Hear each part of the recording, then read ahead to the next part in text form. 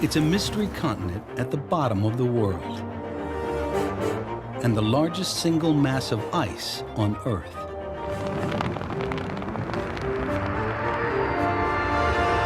For longer than humans have walked the planet,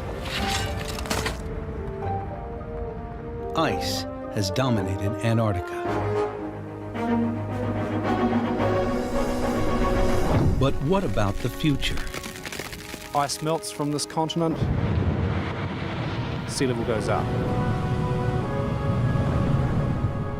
As Earth gets warmer, what will happen to Antarctica? We're going into uncertain lands, uncertain future. How will the Earth respond? Today, a pioneering team is searching for answers with a bold new plan and a revolutionary new machine. No one has ever drilled through an ice shelf, and they present these challenges. They must drill down nearly a mile and more than 20 million years deep into Antarctica's ancient history. In this unforgiving place, it's never been done before. It's quite amazing when you think about where we are and what we're doing. Anything can go wrong at any minute. The stakes are high because the secret to Earth's future lies buried in Antarctica's past. Right now on Nova, Secrets Beneath the Ice.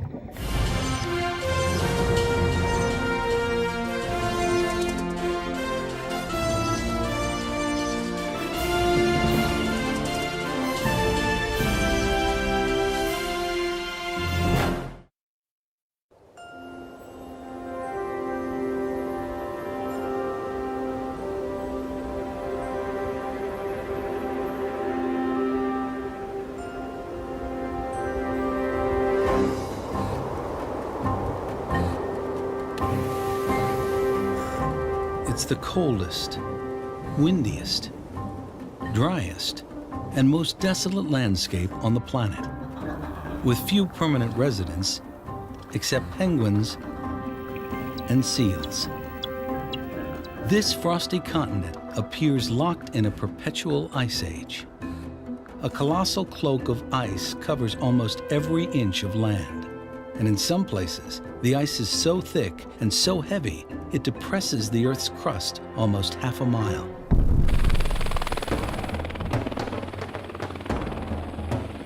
Some people call it Earth's freezer, but scientists call Antarctica the ice.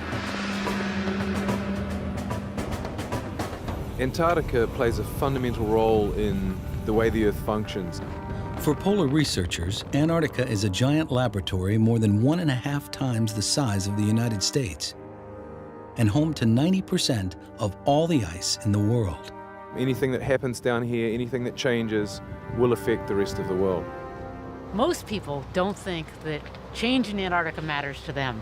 But when we look at New York City and we look that it's in front of the ocean, it matters. What would happen if all of Antarctica's ice were to melt? Antarctica melts, sea level goes up 12 stories in New York City. Sea levels would rise by more than 150 feet. Flooding coastal cities, displacing hundreds of millions of people. That would be a change that you could see from space. Earth would look different. In any case, even a loss of just 10% of Antarctica's ice would be catastrophic.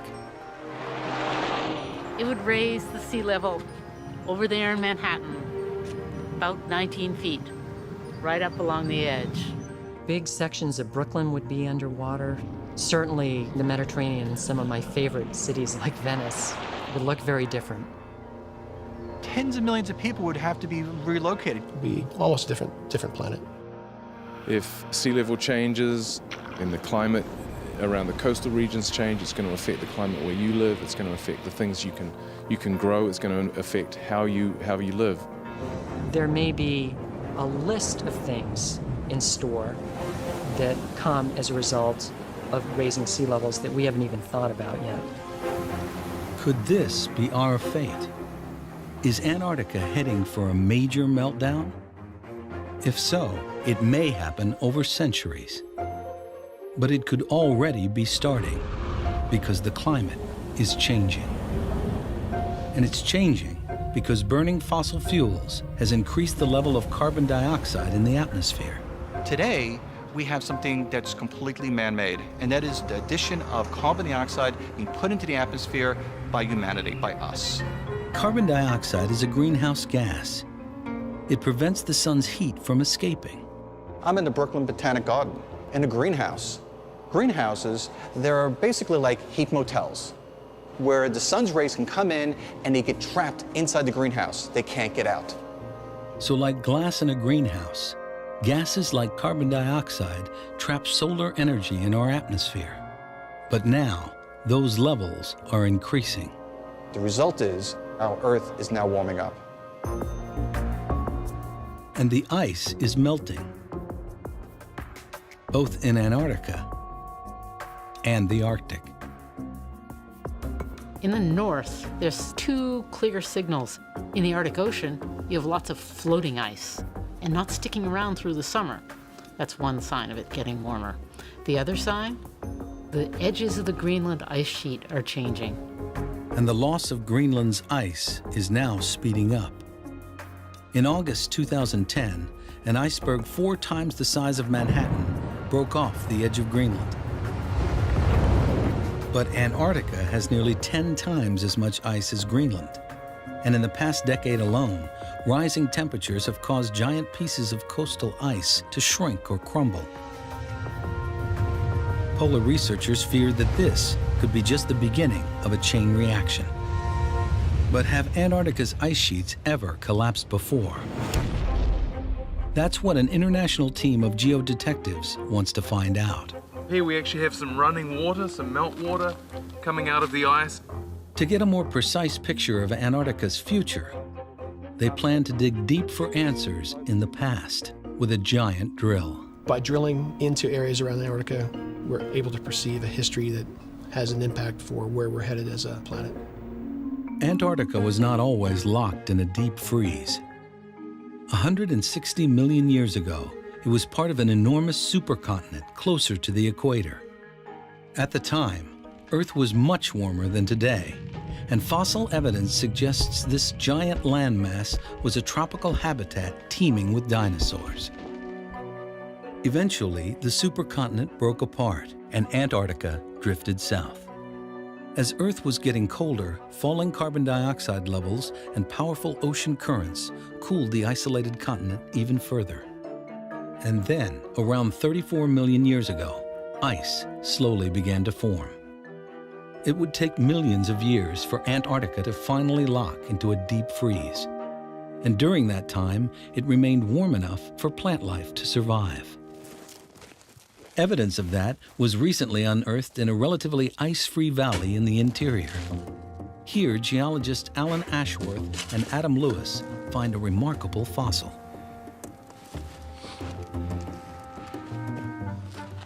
Oh, a leaf. Is that a leaf? There's a leaf right there. Hey! That leaf fell into the mud maybe 20 million years ago. That may be the best leaf yet. That's a sweet leaf. And then they find something extraordinary. This is like a peat moss. And then if we, tease some of this out, they're like freeze-dried. Under the microscope, these brittle mosses are in pristine condition. These moss fossils are not rock, but actual plant tissue, the last vestiges of vegetation from a time when Antarctica was still warm. They were found under a layer of volcanic ash that dates back millions of years. This is the original moss tissue, and even the cells are preserved in these fossils. These plants were flash frozen when Antarctica plummeted into a deep freeze that preserved them until today. It's mind-boggling. The only way is to say the climate remained very, very cold, it remained very, very dry, and it did not warm up for even relatively short periods of time in this location. Otherwise, these things are gone. Now, as Earth is heating up, what will happen to Antarctica? Will it melt, raising sea levels all over the planet? How sensitive is this frozen land to the temperature changes we currently face? But before researchers can investigate in Antarctica, last-minute testing is taking place here, over 2,000 miles away, in the countryside of New Zealand, with a brand new drill. Yeah, it's a shakedown. We've got a few leaking connections and things that don't quite fit as well as they need to, a little bit of modifications required. Pretty common with a brand new piece of equipment. Weighing in at a whopping 40 tons, this mechanized marvel is as heavy as a humpback whale, and just as large. Towering some 5 stories high, the giant rig will soon dwarf everything in sight, except the ice. This will be the largest drill rig in Antarctica that's used on land. And this mammoth rig can drill in more than one place. That's because it's mounted on a sled. I think it probably is unusual. All of the equipment is on sledges, so in Antarctica we pull it all with big bulldozers. It's been specially designed to drill from the ice in order to extract hidden secrets from beneath Antarctica itself. This unique multinational enterprise is called ANDRIL, the Antarctic Drilling Project. For team leader David Harwood, it's a dream come true. As a scientist, there's a passion. There's a passion that comes in trying to figure this out, trying to identify what has been the past history of the ice sheet, and wondering what the future might hold. Soon, the giant drill will be dismantled and ready for a long sea voyage. We'll then start the final screening process, and we'll get you to take your extreme cold weather jackets off. But now, the ANDRIL team gathers at Christchurch, New Zealand, for the 6-hour flight to Antarctica in a C-17 cargo plane, jam-packed with people and gear. Their flight passes over the Trans-Antarctic Mountains, which divide the continent into 2 regions, with colossal glaciers called ice sheets blanketing both. The giant East Antarctic ice sheet is 10 times the size of the West. It's frozen firmly to bedrock, high above the sea, and in some places, the ice towers almost 3 miles into the sky. The smaller West Antarctic ice sheet is less stable. That's because it rests on land well below sea level, and it extends hundreds of miles over the ocean in floating ice shelves. It's likely East and West Antarctica will respond very differently to a warming world. The ANDRIL team touches down in the west on an icy runway at McMurdo Station, the largest U.S. research base in Antarctica.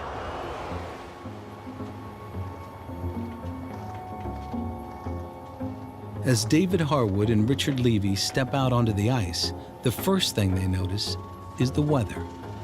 Breeze is a bit chilly, but it's beautiful. It's good to be back.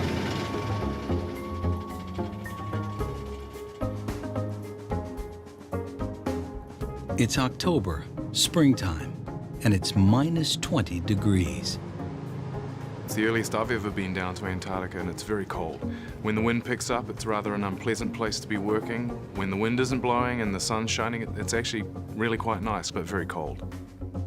But even a sunny afternoon can turn nasty at a moment's notice. It's a beautiful day! Come on, guys!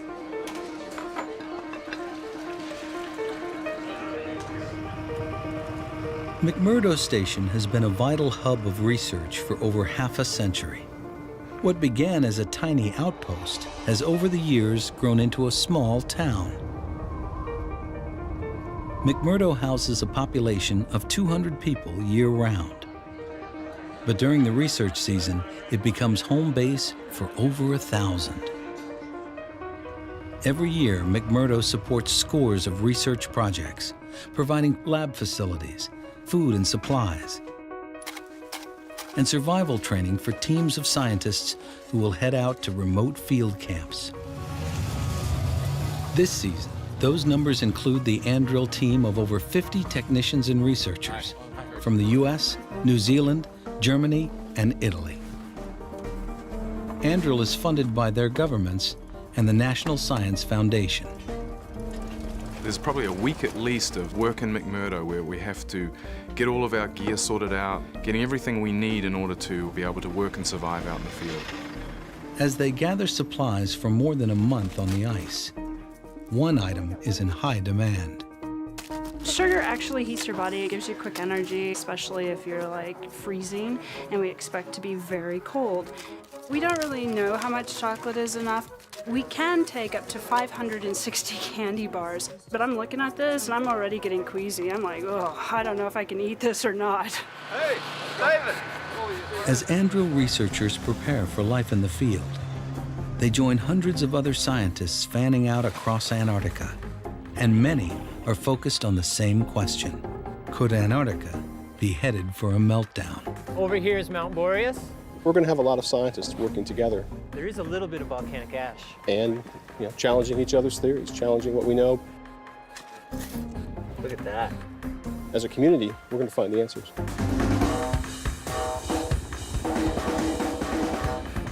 But the continent won't give up its secrets easily. The stark beauty of Antarctica masks a treacherous nature. More than 70% of all the fresh water in the world is harbored here. But most of that water is frozen. And with less precipitation than the Sahara, Antarctica is the driest desert on Earth. Raging winds of up to 200 miles per hour sometimes blast the frozen terrain, where temperatures can drop to 100 degrees below zero. Only during the short Antarctic summer can most researchers gather precious scientific data from this giant mystery continent. Come up at 292 for drift. Copy. Wait, right. That's all that, and should be. A 4-hour flight and 400 miles from McMurdo is the center of the West Antarctic ice sheet. And for one team, this is the best way to find out about the past. This is the side of a snow pit. It's a thin wall between two pits. The other side is open so light can shine through, and you can really see the different layers in the pit. So this is 1 year's worth of snow accumulation, and there's a second year's worth of snow accumulation here below it. 2 years of record right here in the snow pit. Of course, we want to go back a lot further in time than that. In order to do that, we can't just use shovels and chainsaws like we did here, so we have to use a drill.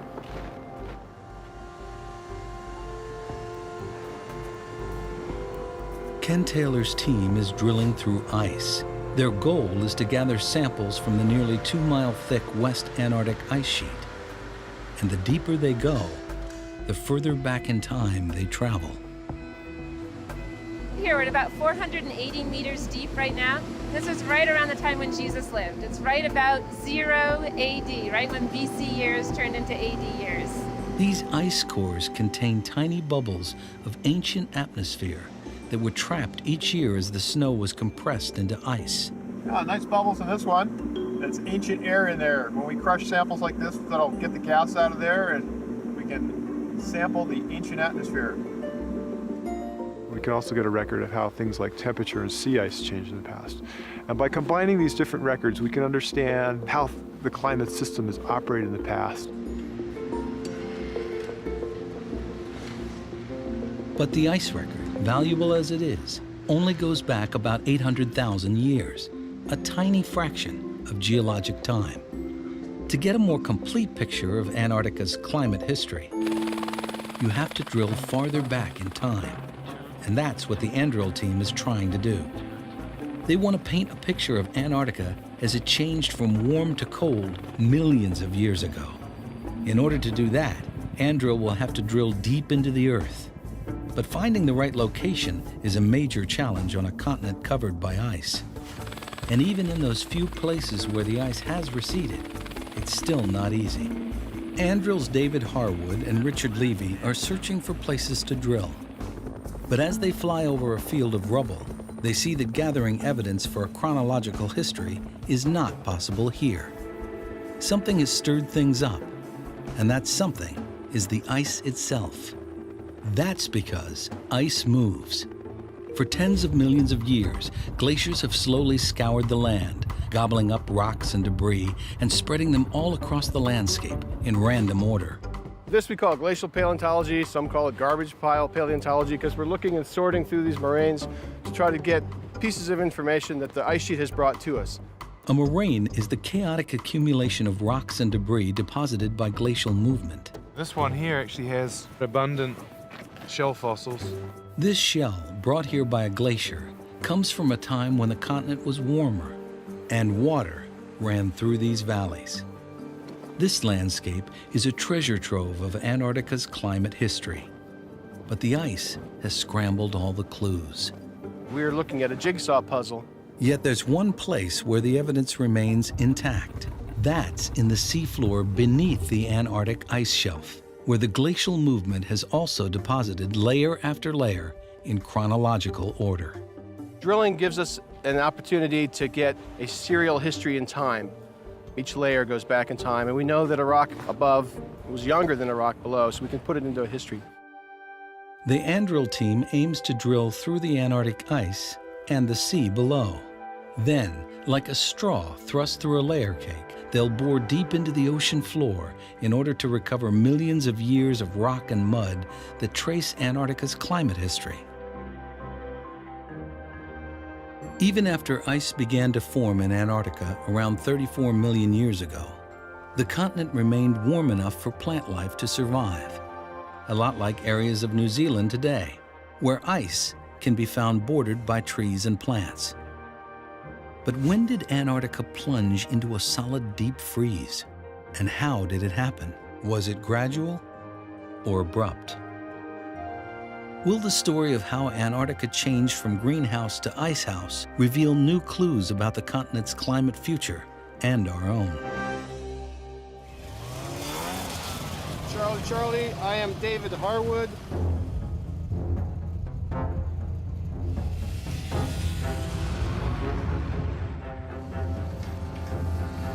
The Andrill team will spend the next few weeks searching for drilling locations from the surface of the ice. But David Harwood remains focused on what lies below. When I'm driving across there, I'm always thinking about what's beneath us. I'm over about 15 feet of ice, and over that, I'm over about 1,500 feet of water, and then into the sediments below that. Here at the bottom of the world, the sun never sets in the summer. And as night blends into day, the work begins in earnest. The team heads out to McMurdo Sound, a place where the ocean freezes annually, creating a precarious platform of floating sea ice that will only last a few months. We're standing right now in the southern part of McMurdo Sound. Seasonally, this region will break out. The sea ice that we're standing on will melt out. It's now strong enough, perhaps 20 feet beneath us is the thickness of ice, and then 1,500 feet of water beneath us as well. Just to be sure they're in the right place, Fire in the hole. the team blasts powerful sound waves through the sea ice and into the seafloor below. The result is a sonic street map of layer after layer of rock and mud, each one representing a different era of the past. By looking into the past, we can maybe project into the future. How dynamic has been the behavior of the ice sheets? Have they been static and slowly changing? How active a player have they been?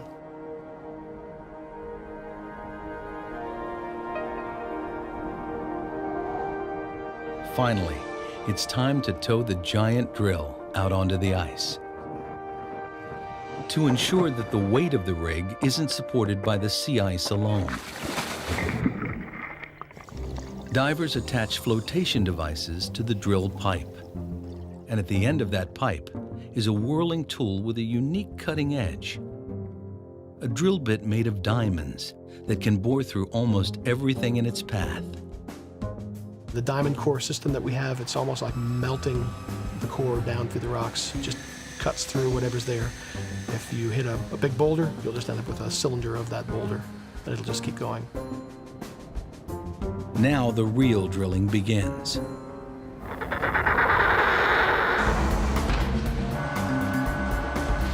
There's not a minute to waste because the Antarctic research season is so short. The crews work around the clock to recover cores of rock that trace Antarctica's ancient past.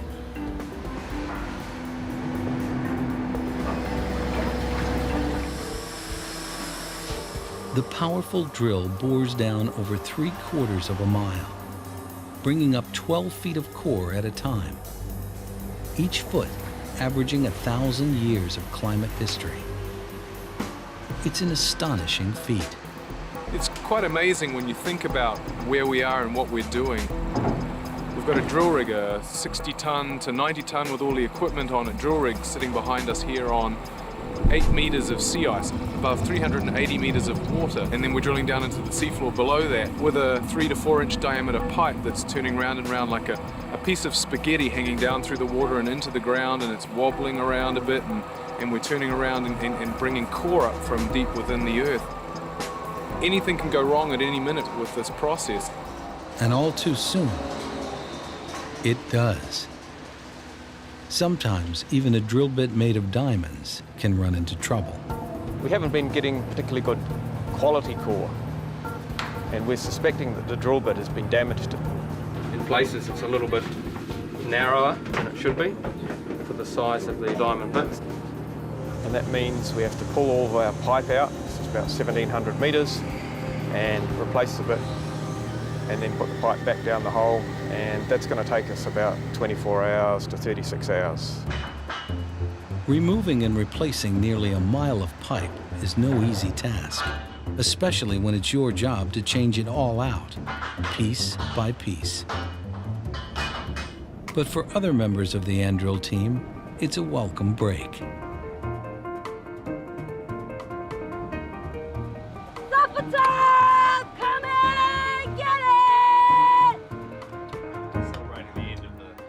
In an extreme environment like Antarctica, nobody's on a diet. Your body is working so hard to stay warm, packing away 6,000 calories or more a day is not an indulgence, it's a necessity. Is there coffee on the stove? And because Antarctica is drier than the hottest desert, dehydration is a constant concern. And keeping the drill up and running is another.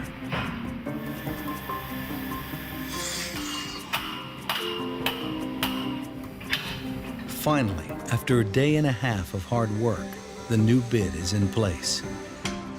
And drilling is back on track.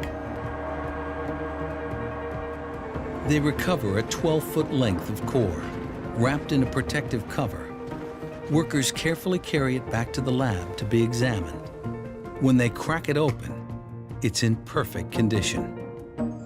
This mud and rock is more valuable than gold because each core is a time machine. We're currently down at a depth of about 440 meters. That's about a quarter mile down, corresponding to a time at least 15 million years ago, when Antarctica was still warm. As the cores are recovered, each section is sliced lengthwise, X-rayed, and scanned in labs at the drill site and back at McMurdo. These cores came out of the ground 3 days ago. They were split yesterday. They were imaged yesterday. Sedimentologists worked the night shift 12 hours, describing these cores millimeter by millimeter, looking at the color, size ratios, any kind of structure they see in a core, trying to understand how these sediments were deposited. Each core tells a story depending on its texture, color, and contents. And some of those stories are spectacular. We're seeing some macrofossils, some large shells. These shells are evidence of warmer times, even as Antarctica is icing up. This is one of the most spectacular fossils found within Andrill this season. This is a scallop. Now, this kind of scallop simply do not live in extreme polar waters. And there are other clues, some of them nearly invisible. Hidden inside these cores are shells of microscopic algae called diatoms. For Andrel climate detectives, these tiny diatoms create a highly revealing picture of the past. Because not all diatoms are alike. Some species are adapted to colder conditions, while others flourish in warmer waters. We use them as biological markers, index of different environmental conditions, cold or warm, frozen waters or open ocean waters. Again, the Andrel team examines cores from around 15 million years ago. They find smooth green sands containing diatoms that thrived in relatively warm water, confirming this was a time before Antarctica finally froze over. This is a very well-defined warm period. Iceberg-free waters, open waters where diatoms are growing and thriving. You can see this persisted for quite some time.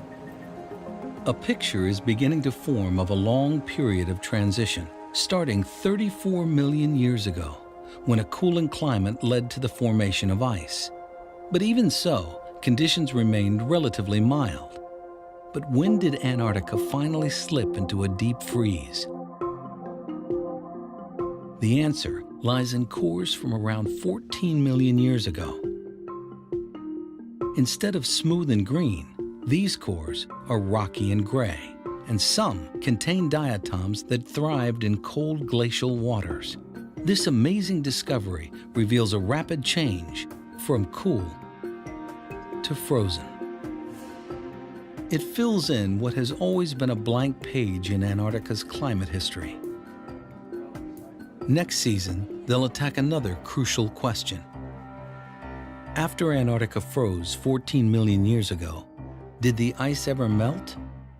Or has it remained a frozen wilderness right up until today? That answer will have to wait. Cracks in the sea ice tell the team it's time to return to base. We've seen the ice break in quite a bit in the last month, but it's not broken in anywhere further south than it is right now. We can only be on this site for so long before the sea ice starts to melt, before the conditions change, and for safety reasons we have to get off the sea ice. The precarious sea ice of West Antarctica may come and go with the seasons. But what about the giant East Antarctic ice sheet? A mountain of ice so high, it covers mountains. This is like an MRI of the ice sheet. Some places it's really thick, 2 miles thick, and pretty flat and boring. But then there are other places where what we discovered were hidden mountain ranges the size of the Appalachians, but totally hidden by the huge East Antarctic ice sheet. There's 10 times as much ice in the east as in the west. But a small portion of the east has almost no ice at all.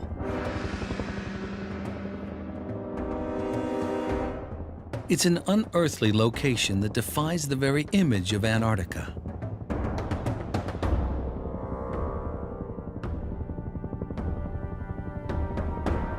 These are the dry valleys, cold, barren, and except for a few scientists, almost completely devoid of life. The landscape is so alien, NASA has used it as a test site for space programs. It's a fantastic place. You can't find this anywhere else on Earth. Its closest analog is the surface of Mars. Mullins Valley is the ultimate remote field camp. It serves as home base for a pioneering band of glaciologists led by Dave Marchant.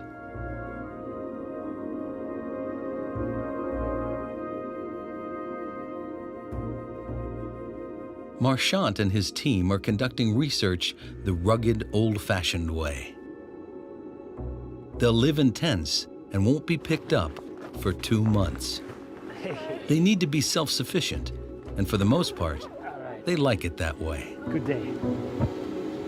Doritos.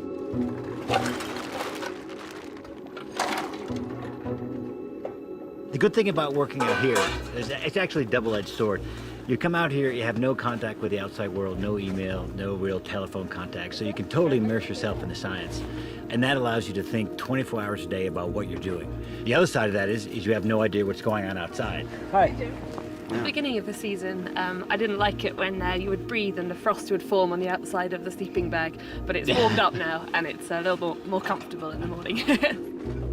Small setups like we have, which are helicopter supported, are isolated. They're among the most isolated in the region. And as a result, we have to check in daily with McMurdo. I'm trying to heat the batteries up so that we can get a signal out. Right now, there appears to be no satellite coverage and the batteries are a little bit cold, so I'm trying to warm it up. Sometimes you have to contort your body in various ways to get the signal. No, we're not, we don't have enough signal yet. Well, here we go. We've got something that might work. Mac Ops, this is Gulf 054 Mullins Valley. We have 7 on board and all is well. Over. We lost transmission. This valley holds an incredible record. This area is so dry and so cold that the landscape is pristine. The rocks we see here are millions of years old. Marchant believes that little has changed here for millions of years. What to me is exciting is that we're walking on an ancient landscape. Imagine living 10 million years ago in Antarctica. This is what you'd see, exactly as it is today, hardly modified at all.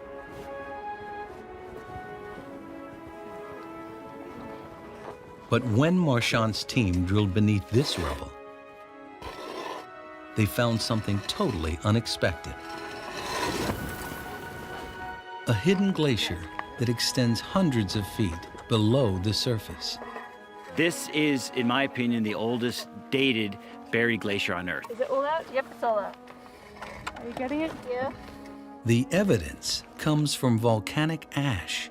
The dry valleys are surrounded by extinct volcanoes that erupted millions of years ago. We're finding ash deposits on top of ice. Ash dates are coming back as old as 8 million years. And according to Marchant, this volcanic ash shows this hidden glacier, once frozen, has never melted. This is volcanic ash that erupted from a volcano and has been sitting there for millions of years. It shows no chemical alteration, which you'd expect if there were any amount of liquid meltwater over that duration. The fact that it's dry and pristine tells me it's always been here, which is incredible. Equally astonishing, and just 300 miles away, there appears to be a completely different picture. Exploring East Antarctica, closer to the South Pole, Andrill's David Harwood found leaf fossils and pieces of wood. Surprisingly, according to Harwood, these date to a relatively recent time, when Antarctica was not only warmer than today, there were plants and trees. This is a piece of southern beech. This wood is not fossilized in the sense that it is petrified. It could still burn. To find the wood and leaves together is pretty phenomenal. It's really phenomenal for Antarctica, particularly for Antarctica in this time period, about 4 million years ago.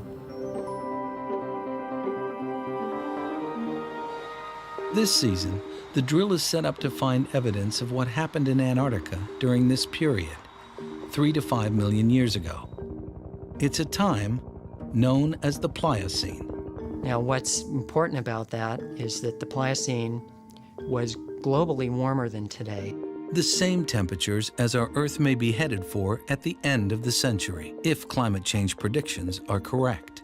If we go back 3 to 5 million years into the geological past, we know that that was a time when Earth's climate was warmer than it is today, perhaps by 3 to 4 degrees. So it's the best example we have of where the climate's heading in the next 100 years.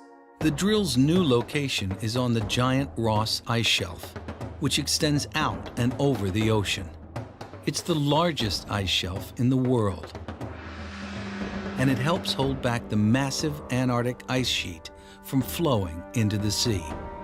These ice shelves are very important. What they do is hold back the flow of ice that's actually trying to flow out into the ocean. We call that buttressing. If warming oceans cause the Ross Ice Shelf to break up and melt into the sea, the West Antarctic ice sheet would eventually follow right behind.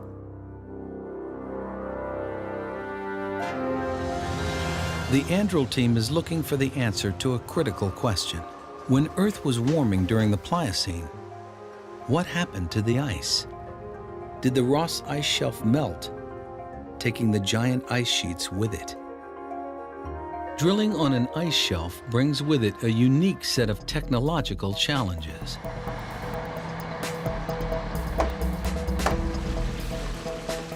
Including constant problems with mud and water. Unlike drilling through sea ice, which is just 26 feet thick, the ice shelf here is 400 feet. We're looking at least doubling or trying to double our capability below the sea floor and penetrate to 1,000 metres or better into the sea floor. But that's only the beginning. No one has ever drilled through an ice shelf, and they present these challenges. The ice shelves, they float up and down with the tide, so you've got to deal with this vertical elevation change. They move sideways, they flow, so eventually your drill pipe's going to get bent. Can the drill bore through a thick layer of ice that's constantly moving without breaking or getting yanked out of the sea floor? To confront this unique challenge head-on, the Andril team invents a new tool, a hot water drill. This marvel of engineering is a moving ring of heat that blasts jets of steaming water to melt a wide hole so the drill can operate freely through 400 feet of shifting ice. And once again, time is so precious, the team must work around the clock, not only retrieving cores, but also analyzing them. It's 2 a.m., but you wouldn't know it. Geologists are busy logging cores like it's early afternoon. We're laying out the cores in a proper sequence from top, the very highest point of the core, all the way to the very slowest point of the core here. An 80-foot core that dates back about 3 million years is closely examined. It contains microfossils of single-celled animals known as forams. They're from the crucial warm period called the Pliocene. And these tiny shells are precise indicators of ocean temperature. These guys are about the size of a grain of sand. Because the same species lived through time, we can use the chemistry of modern examples to allow us to calibrate, if you like, the chemistry of the ancient examples.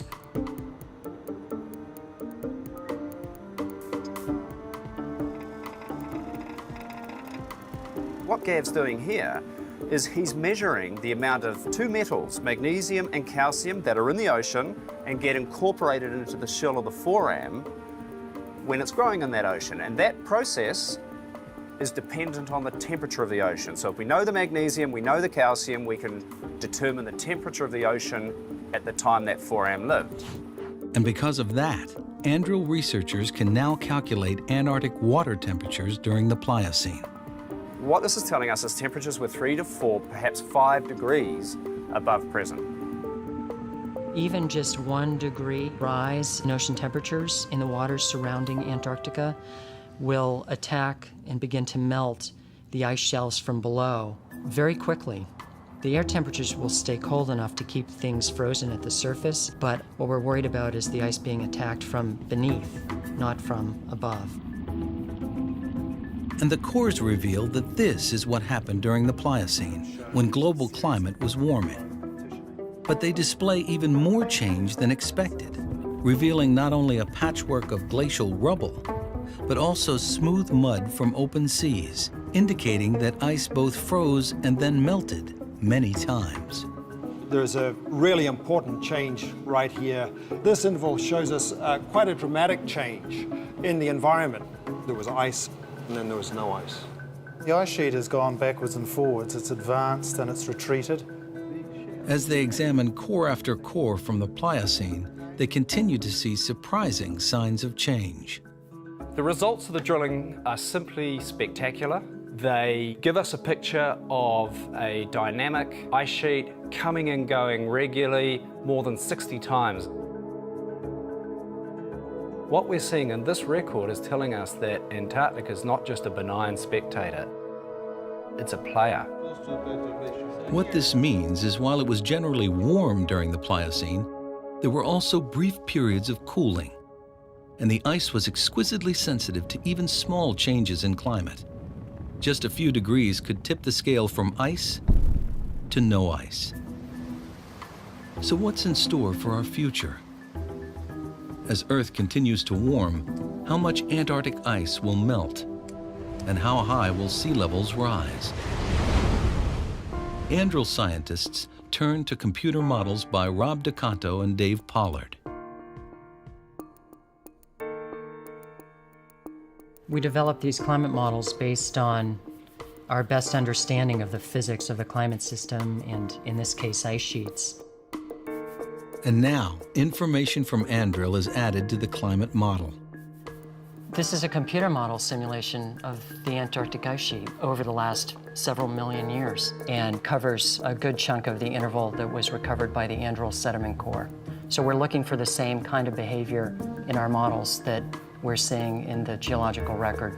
As the model simulates the warming periods of the Pliocene, all of the ice shelves disappear, followed by the entire West Antarctic ice sheet and edges of the East. And as temperatures change, the ice refreezes and melts again and again.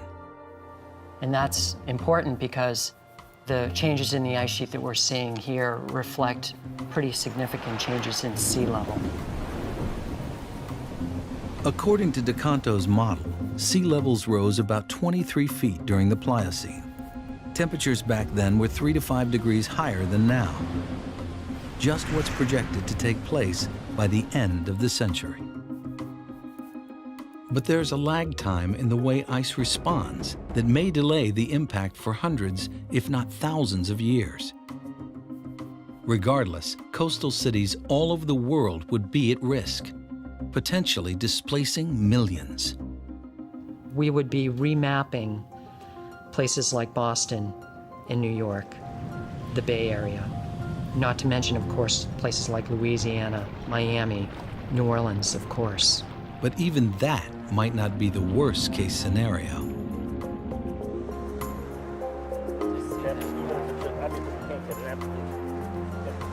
Things were very similar to today in terms of our climate. Tim Naish brings Rob DeCanto to New Zealand to look at a possibility that's even more frightening. This is the first time I've seen the actual direct evidence for what the models are doing. You're seeing a deepening sea level rise up through here.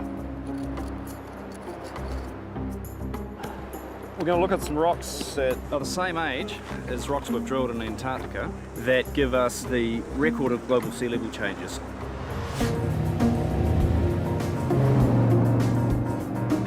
Here along the Rangitikei River, tectonic forces have raised the land and the river has cut into the earth to expose layer after layer of sediment that once was the sea floor.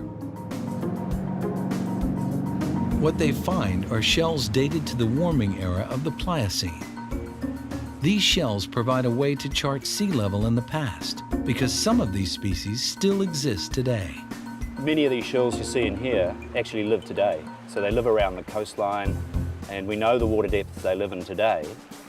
So by breaking them out of these rocks and identifying them, we can say the depth they were living here over 3 million years ago. Because these shellfish live on the sea floor and can only survive in water at specific depths, they suggest that sea levels in the Pliocene were much higher than even the computer models predict. This is really it, Rob. This is where we would say we have the evidence for sea level being up to as much as 20 metres above present. That's over 60 feet. In order for sea level to have risen that high, an enormous amount of ice must have melted. And this raises a startling possibility that a large part of the vast East Antarctic ice sheet melted along with the West. And if it melted once, could it melt again? That could be a very bad thing because that would actually produce a contribution to future sea level change that we really haven't been thinking about. This presents an even more dangerous and unpredictable picture of Antarctica. What's been surprising is even geologists thought that glaciers and ice sheets were these large static features, which we would never really see change in our lifetime. But glacial processes are no longer quite as glacial. Things are moving faster than we had thought. What's driving these changes are rising levels of greenhouse gases. In the next 5 years, greenhouse gas levels will be like they were in the Pliocene. But we're not just going back to the Pliocene. Some of the projections put CO2 levels at twice the concentrations of the Pliocene by the end of the next century. We're essentially going back to the time of the dinosaurs, when there was very little ice on the planet and there were forests covering Antarctica. And signs of change are already here. Scientists were completely caught by surprise when in 2002, the Larsen ice shelf shattered apart without warning in just a few weeks. And today, the Wilkins ice shelf, a block of ice approximately the size of Connecticut, barely hangs on. I would say it's inevitable that West Antarctica will disappear. How long it will take East Antarctica to engage is something that's not yet known. In the coming years, the Andro team will continue to explore Antarctica's climate history in order to gain valuable insight into Earth's future.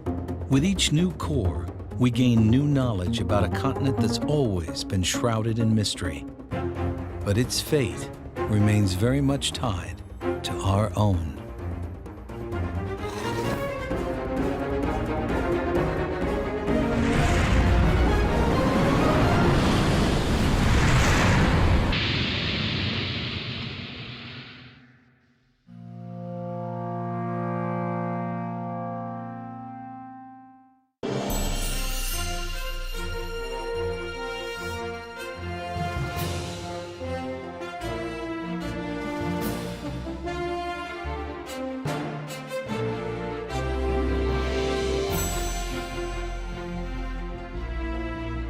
This NOVA program is available on DVD at shawpbs.org or call 1-800-PLAY-PBS.